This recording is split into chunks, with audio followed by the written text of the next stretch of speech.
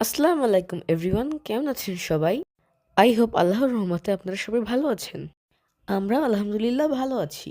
গত ভিডিওতে বলেছি আমার নানা দয়ানি আর মায়া ত্যাগ করে চলে গিয়েছে তার নিজ বাসস্থানে।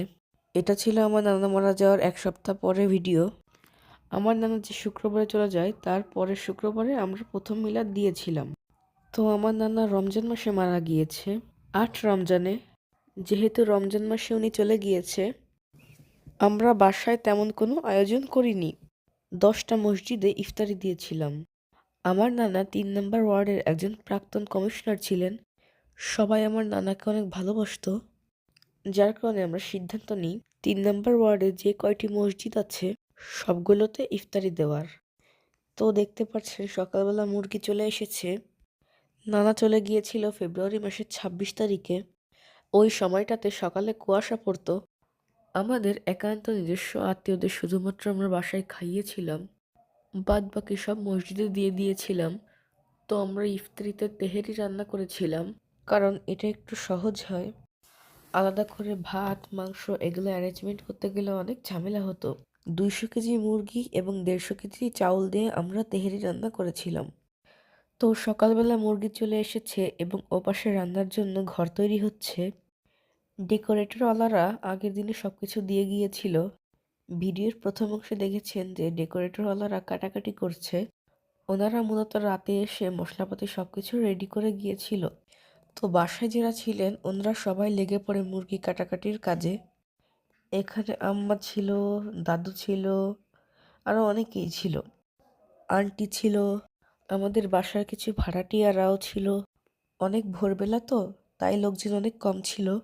আস্তে আস্তে সবাই চলে এসেছিল একটু বেলা হলে। আর আমার মামুনির তো সব দায়িত্ব ছিল, যেখানে যাই হচ্ছিল সবকিছু মামুনি করছিল। ছোট নানা, সেলিম নানা ওনারাও সাথে থেকে সবকিছু করে দিয়েছে। কামাল নানা উনি এসে আগের দিন সবকিছু রেডি করে দিয়েছে। যেদিন আমার নানার মিলাদ হয় সেদিন ভাবতেই পারছিলাম না আজকে আমার নানার মিলাদ। এত তাড়াতাড়ি নানা আমাদের ছেড়ে চলে যাবে। দ্বিতীয় বাবা বলে কিছু হলে সেটা আমার নানা ছিল আমার জন্য। আপনারা সবাই আমার নানার জন্য দোয়া করবেন। আল্লাহ যেন আমার নানার জীবনের সমস্ত গুনাহকে মাফ করে আমার নানাকে জান্নাতের সর্বোচ্চ মাকাম দান করে। আমি ভিডিও ছাড়লে সর্বপ্রথম আমার নানা ভিডিও লাইক কমেন্ট করতো। আজকে ভিডিওটি এডিটিং করার সময় সেই কথা চিন্তা করছিলাম।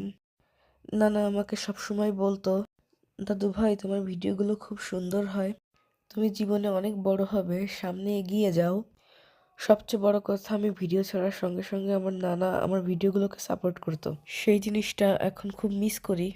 নানা চলে যাওয়ার পরে আমি তেমন ভিডিও ছাড়িনি, মাত্র 2টা ভিডিও ছেড়েছি। মনের ভিতর ভালো লাগে না, তাই তেমন ভিডিও করা হয় না। আর এই ভিডিওগুলো আগে ভিডিওগুলো ছাড়িনি, কিন্তু এখন আস্তে আস্তে ছাড়ছি ভিডিওগুলো স্মৃতিগুলোকে ধরে রাখার জন্য। তো আলহামদুলিল্লাহ আমার নানার মিলাদে কোনো সমস্যা হয়নি, সব কিছু অনেক সুন্দরভাবে হয়েছিল। এবং মসজিদে যে খাবারগুলো বিতরণ করেছিলাম সেগুলো মসজিদে বেশি বেশি ছিল, কোনো জায়গায় শর্ট পড়েনি খাবার। রান্নাবান্না শেষে সন্ধ্যার একটু আগে সবাই এখানে বসে শশা কাটছিল। খালামণিরা, আন্টি, মামি, দাদু, বাসায় যারা ছিল সবাই টুকটাক কাজে বিজি ছিল।